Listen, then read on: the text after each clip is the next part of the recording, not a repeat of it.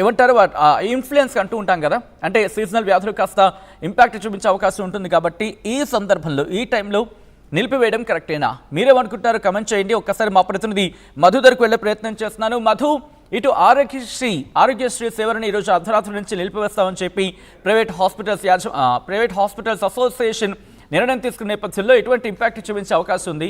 ఇటు ప్రభుత్వం ఏమైనా చర్చలకు ఆహ్వానించే పరిస్థితులు ఏమైనా కనిపిస్తున్నాయా? Exactly. TANA Telangana association of network hospital అసోసియేషన్కి సంబంధించి నిర్ణయం తీసుకున్నారు. రేపటి నుంచి ఈరోజు 15వ తారీఖు, రేపు 16వ తారీఖు నుంచి రాష్ట్ర వ్యాప్తంగా ఉన్నటువంటి పూర్తి స్థాయి ఆరోగ్య సేవలు నిలిచిపోనున్నాయి. ఆరోగ్యశ్రీ పైన వచ్చేటువంటి సేవలన్నీ కూడా 1600 కోట్ల బకాయిలు ఉన్నాయి. ఆ బకాయిలు చెల్లిస్తే తప్ప మేము ఇమ్మీడియట్గా సేవలను పునరుద్ధరించడానికి అవకాశం లేదు. ఎన్నోసార్లు ఇప్పటికే ప్రభుత్వానికి విజ్ఞప్తి చేశామనేటువంటిది అసోసియేషన్ చెప్తా ఉన్నారు. ఇప్పటికే ప్రభుత్వం ముందు ప్రైవేట్ ఎయిడెడ్ కాలేజీకి సంబంధించి ప్రైవేట్కి సంబంధించిన వృత్తి విద్యా కోర్సుల నుంచి పీజీ, డిగ్రీ ఈ కాలేజీలకు సంబంధించినటువంటి వాళ్ళు ధర్నా చేస్తున్నారు. వారికి రావాల్సినటువంటి 10,000 కోట్ల బకాయిలు చెల్లించాలనేటువంటి డిమాండ్ చేస్తూ ఉన్నారు. అది ఇంకా చర్చల రూపంలోనే ఉంది. ప్రభుత్వం ముందు ఇంకా తలనొప్పిగానే ఉంది. సీఎంతో చర్చలు జరిగాయి, మంత్రులతో జరిగాయి. అది పోక ముందుపే ఆరోగ్యశ్రీకి సంబంధించినటువంటి ద బిగ్గెస్ట్ అప్డేట్ దీనికి సంబంధించి వీళ్ళు ధర్నాకు వెళ్తూ ఉన్నారు. రేపటి నుంచి పూర్తి స్థాయిలో రాష్ట్ర వ్యాప్తంగా ఉన్నటువంటి ప్రైవేట్ హాస్పిటల్స్లో ఆరోగ్యశ్రీ సేవలు బంద్ అయిపోతాయి. అది ఎలాంటి వైద్య సహాయం అయినా సరే, హార్ట్ ఆపరేషన్ కావచ్చు, లంగ్స్ సంబంధించిన ఇన్ఫెక్షన్ కావచ్చు, ఇంకా ఇతరత్ర ఆపరేషన్స్ కావచ్చు, క్యాన్సర్ పేషెంట్లు, డయాలసిస్ పేషెంట్లు కావచ్చు, ఇంకా ఇతర ముఖ్యమైనటువంటి ఆరోగ్యశ్రీ సేవ కిందకి వచ్చేటువంటి ఇతర వ్యాధులు కావచ్చు, వాళ్ళంతా కూడా వ్యాధులతో ఇబ్బంది పడే వాళ్ళు, ప్రజలు ఇబ్బంది పడే సిచ్యువేషన్ ఉంటుంది. ఇప్పటికే బకాయిలతో ప్రైవేట్ సంబంధించినటువంటి ఆసుపత్రి పైన భారం పడుతుంది అనేటువంటి డిమాండ్ చేస్తూ ఉన్నారు. గత ఏడాది నుంచి ఈ సంవత్సరం వరకే 1 ఇయర్కి సంబంధించినటువంటి బకాయిలే దాదాపు 1400 కోట్ల నుంచి 1600 కోట్ల మధ్య బకాయి ఉంది అనేటువంటిది వాళ్ళు చెప్పే ప్రయత్నం చేస్తూ ఉన్నారు.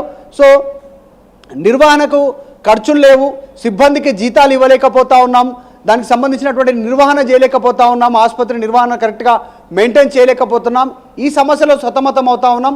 ఒకవైపు రోగులు వస్తే వారి వైపు చూడాల్సినటువంటి పరిస్థితి, తప్పని పరిస్థితుల్లో వాళ్ళని ఇంటేక్ చేస్తూ ఉన్నాం, లోపల ట్రీట్మెంట్ ఇస్తున్నాం. కానీ బకాయిలు ప్రభుత్వం నుంచి మాత్రం రావట్లేదు. ఎన్నిసార్లు విజ్ఞప్తి చేసినా అనేటువంటి ఒక ఆందోళన చేస్తూ ఉన్నారు. అయితే మంత్రి దామోదర రాజనరసింహతో కూడా గతంలో మాట్లాడారు దీనికి సంబంధించినటువంటి ప్రతినిధులంతా కూడా. పలు సందర్భాల్లో బకాయిలు వెంటనే చెల్లించాలి, ఎందుకంటే అన్నిటికంటే ముఖ్యమైనటువంటిది వైద్య సహాయం.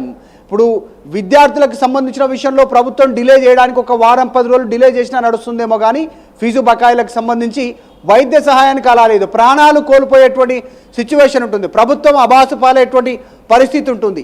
సో ఆరోగ్యశ్రీ పైన పేదవాడు, డబ్బు లేనటువంటి వాడు, ఎలాంటి ఇన్సూరెన్స్ లేనటువంటి వ్యక్తి, ఎలాంటి ఉద్యోగం లేనటువంటి వ్యక్తి ఉచితంగా వైద్య సహాయం కార్పొరేట్ ఆసుపత్రిలో పొందేటువంటి అవకాశం. కానీ ఇది నిర్లక్ష్యం చేయడంతో వైద్యులు నిర్ణయం తీసుకుంటున్నారు ఆసుపత్రి పరంగా. రేపు ఫ్యూచర్లో పేషెంట్స్ పైన తీవ్రమైనటువంటి ప్రభావం పడేటువంటి అవకాశం ఉంది. చూడాలి, ప్రభుత్వం వీరితో కూడా చర్చలకు దృష్టి పెట్టేటువంటి అవకాశం ఉంటుంది. ప్రస్తుతానికి మాత్రం చూసాం, గతంలో కూడా 10 రోజులు నిలిపేసిన సందర్భాలు ఉన్నాయి. కానీ ఇప్పుడు ప్రభుత్వం ఎలాంటి నిర్ణయం తీసుకుంటుంది, ఒకవైపు కాలేజీలు, ఒకవైపు ఆసుపత్రులు, ఆరోగ్యశ్రీకి సంబంధించి ఎలాంటి నిర్ణయం తీసుకుంటుందో చూడాలి. సో రేపటి నుంచి ఆరోగ్యశ్రీ సేవలు పూర్తి స్థాయిలో బంద్ కానున్నాయి. Right Madhu, thanks for update. మొత్తంగా అయితే మాత్రం ఇటు ఆరోగ్యశ్రీ సేవలకు సంబంధించిన big update and big breaking news చూస్తున్నారు. ఇవాళ నుంచి తెలంగాణలో ఆరోగ్యశ్రీ సేవలు బంద్ కానున్నాయి.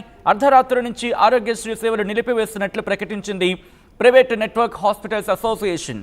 ఆరోగ్యశ్రీ సేవల కింద ప్రైవేట్ హాస్పిటల్స్కు 1400 కోట్ల రూపాయలు పెండింగ్లో పెట్టింది ప్రభుత్వం.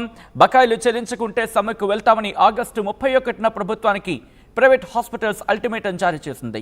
2 వారాలు గడిచిన ప్రభుత్వం నుంచి ఎటువంటి రియాక్షన్ లేకపోవడంతో సమ్మెకు వెళ్లాలని నిర్ణయించుకుంది ప్రైవేట్ హాస్పిటల్స్ అసోసియేషన్. ఈ నేపథ్యంలో ఈ ఇంపాక్ట్ గురించి మీరేమంటారు? ఎందుకంటే సీజనల్ వ్యాధులు విజృంభిస్తున్న టైంలో ఆరోగ్యశ్రీ సేవలు నిలిపివేయడం కరెక్టేనా?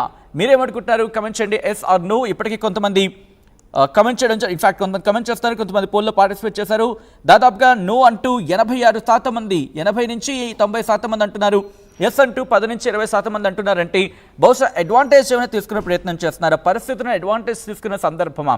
బహుశా ఈ అంశానికి సంబంధించి ప్రస్తుతం చర్చ జోరందుకునే ఇన్ఫాక్ట్ చర్చ జోరందుకునే ఆ సిచ్యువేషన్ కనిపిస్తుంది. ఒక విధంగా చెప్పాలంటే సాధారణంగా మనం అంటూ ఉంటాం, అక్కడ అవసరాన్ని అవకాశంగా తీసుకొని అప్పుడు అవసరాన్ని అంటూ ఉంటారు కదా, రెండింటికి సంబంధించి. అంటే అక్కడ అవసరాన్ని అవకాశంగా తీసుకొని దానికి సంబంధించి ఇష్యూని సాల్వ్ చేసుకునే ప్రయత్నం అని అలా చూస్తారా, లేకపోతే ఈ అంశానికి సంబంధించి మీరు ఎలా చూస్తారని అంశానికి సంబంధించి ఒకసారి రియాక్ట్ అయ్యే ప్రయత్నం చేయండి. ఏం జరగబోతోంది? ఇప్పటికీ తెలంగాణ ఉన్నత విద్యా సంస్థల సంఘాల సమాఖ్య ఫాతి ఇప్పటికీ బంద్కు ప్రకటించిన నేపథ్యం. సో ఇప్పుడు ఆరోగ్యశ్రీ సేవలు కూడా నిలిచిపోవడం, ఈ రెండు అంశాల పట్ల మీ రియాక్షన్ ఏంటి? మరి ముఖ్యంగా ఆరోగ్యశ్రీ సేవలు బంద్ అయిపోతే ఎటువంటి ఇంపాక్ట్ చూపించే అవకాశం ఉంది అనేది మీరు రియాక్ట్ అయ్యే ప్రయత్నించండి, కమెంట్ చేసే ప్రయత్నం చేయండి.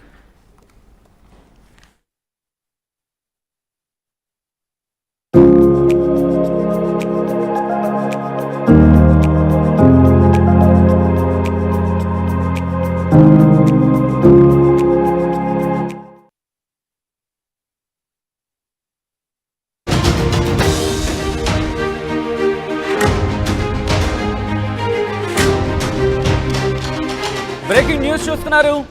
ఇవాల్టి నుంచి తెలంగాణలో ఆరోగ్యశ్రీ సేవలు బంద్ కానున్నాయి. అర్ధరాత్రి నుంచి ఆరోగ్యశ్రీ సేవలు నిలిపివేస్తున్నట్లు ప్రకటించింది private network. In fact private network hospitals association కొద్దిసేపటి క్రితం ప్రకటించింది. ఆరోగ్యశ్రీ సేవల కింద ప్రైవేట్ హాస్పిటల్స్ కు 1400 కోట్లు పెండింగ్ లో పెట్టింది ప్రభుత్వం. బకాయిలు చెల్లించకుంటే సమ్మెకు వెళ్తామని